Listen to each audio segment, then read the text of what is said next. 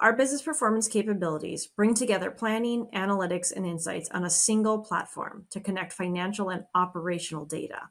The simplification of bringing data from multiple sources to build a comprehensive plan and forecast saves cost, implementation time, and provides a budgeting and analytics experience in the tools that users prefer, Excel and Power BI.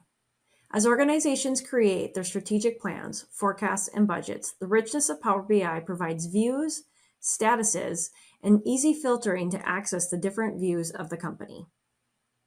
Users can view and update their forecasts for their departments using simple grid entry, as well as easy allocation methods to spread the data. For example, just by entering decrease 15% in my advertising expense, I can have the formula update the amount in the grid entry. Users can also drag and drop on the visuals to adjust the amount, making an interactive experience with Power BI visualizations while writing back forecasting data. The flexibility of the planning application to create dimensions and cubes to model your organization's planning needs additionally allows you to do sales, HR, as well as other types of planning.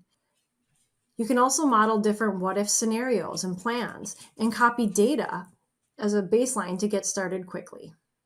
Business agility is not possible without deeply connected planning, operational, and analytical systems to quickly drive insights.